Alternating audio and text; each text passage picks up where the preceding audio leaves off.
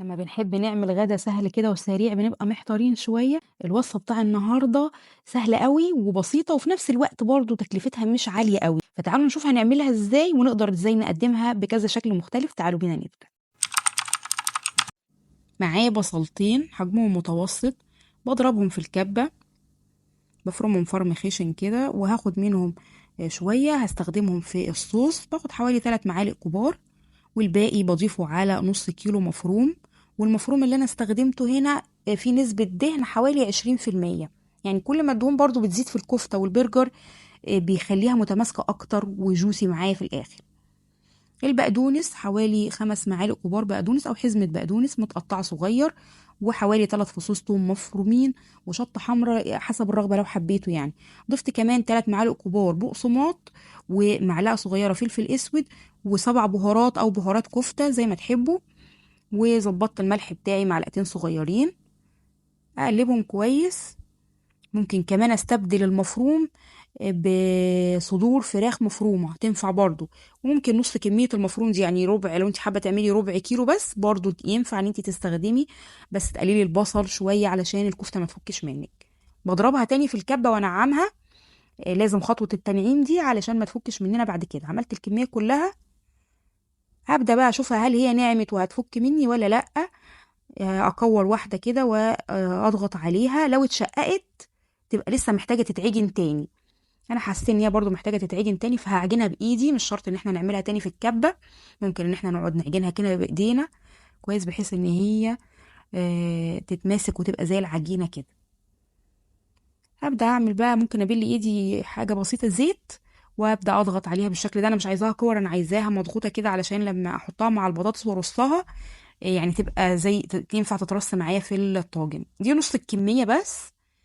بكون مجهزة طاسة على النار، بدأ أحط فيها معلقتين كبار زيت، مكترش الزيت لأن الكفتة هتنزل الدهون بتاعتها، بس أتأكد إن الزيت سخن علشان أنا مش عايزة الكفتة تستوي، أنا عايزاها بس مجرد إن هي يعني تاخد صدمة كده وتاخد لون من الجهتين. والخطوة دي بتدي طعم حلو قوي للطاجن، إن أنا أخلي الكفتة تتحمر مش هحطها نية هي والبطاطس، فبيفرق جدا في طعم الطاجن بتاعي. أبدأ أقلبها بالشكل ده كده. طبعا النار عندي عالية والزيت كان سخن والطاسة كانت سخنة، يعني أنا مش عايزاها تنزل المية بتاعتها، بس مجرد إن هي لسه برضو دي ما اتحمرتش فأقلبها بالشكل ده. لما ألاقي واحدة ما اتحمرتش أقلبها، أرجع أقلبها تاني بحيث تاخد لون كويس. هي ما بتاخدش معانا وقت كبير لأن احنا معلين النار. فخلاص كده الكمية دي عندي اتحمرت اهي. قبل بقى ما اضيف الكمية التانية اتأكد ان انا شلت اي بواقي اتحرقت في الطاسة، علشان انا في النهاية هحط البطاطس، فمش عايزة الجزء الحاجات اللي اتحرقت تدخل معايا في الطاجن. بتمرر طبعا، اي حاجة بتتحرق بتمرر طعم الاكل ومضرة طبعا، فنتخلص منها. ومكان بقى اللي انا حمرت فيه الكفتة ده، قطعت بطاطس الكمية اللي انت حباها شرايح بالشكل ده كده، ويبدأ برضو اشوحها، بتفرق برضو جدا في الطعم معايا في النهاية. نيجي بقى للصوص. هنا البصل اللي احنا شلناه على جنب، في معلقتين زيت او زبدة او سمنة زي ما تحبوا، بنقلبها لغاية ما تصفر معايا. وبعدين بكون مجهزة صلصة طماطم مصفياها. شوفوا فيديو الصلصة بتاع الطماطم هسيبه لكم في صندوق الوصف. جهزوا الطماطم دلوقتي لان الطماطم دلوقتي سعرها كويس، فتقدروا تجهزوا صلصة الطماطم لرمضان ان شاء الله. كل سنة وانتم طيبين. ضفت بس ملح وفلفل اسود وسبتهم يغلوا شوية، لان الصلصة عندي اصلا مغلية فمتسبكة يعتبر، فمش محتاجة وقت كبير. حطيت شوية في الطاجن من تحت في البايركس، وقطعت طماطم شرايح رفيعة جدا. ابدا بقى ارصها بالشكل ده. نحاول نخلي الطماطم بين شريحة البطاطس والكفتة علشان البطاطس تمتص منها والكفتة برضو نفس الكلام، ونبدأ نرصها بالشكل ده. هوريلكم برضو طريقة تانية لو انتم مش حابين ترصوا، هوريلكم طريقة تانية بنعملها.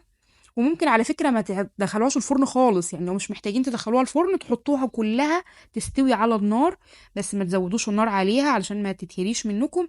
بس اللي في الفرن بتبقى طعمها حلو ولونها جميل وريحتها حلوة قوي. والبايركس ده اخد عندي نص كمية الكفتة، والنص التاني عملته في طاجن هوريهولكم دلوقتي. هنزل بقى بالصوص. الصوص ده انا زودت له شوية مية مغلية، لو عايزين تزودوا اكتر بحيث الصوص عندكم يبقى كمية زودوا المية عادي مفيش مشكلة برضو، بس طبعا تظبطوا الملح والفلفل الاسود، وممكن تحطوا شويه من الزبده كده على الوش تدي لون للطاجن. الطاجن ده انا غطيته بغطا ستانلس، ممكن تغطوه بفويل، المهم ان هو يتغطى علشان ما ينشفش قبل ما يستوي. هو مش بياخد وقت عامه في الفرن كتير يعني. وبعدين بتشيلوا الغطا ياخد وش بقى في النهايه، يعني بنشغل الشوايه شويه بحيث ياخد لون من فوق. الكفته متماسكه والبطاطس استوت، ما بياخدش معانا اي مجهود خالص. يتقدم مع رز ابيض او رز بالشعريه، او ممكن كمان يتاكل بالعيش، مش محتاجه رز. لو ما حبيتوش ترصوا وما عندكمش وقت ترصوا في البايركس، اعملوه في طاجن فخار، بيديله ريحه وطعم جميل جدا في الطاجن الفخار ده. كله بيتقلب مع بعضه وبيدخل برضو الفرن وياخد اللون كده بالشوايه. جربوا الوصفه. ما تنسوش تعملوا لايك وشير للفيديو، واكتبوا لي في التعليقات ايه الوصفات اللي انتوا حابين تشوفوها ان شاء الله في شهر رمضان. كل سنه وانتم طيبين، والسلام عليكم ورحمه الله وبركاته.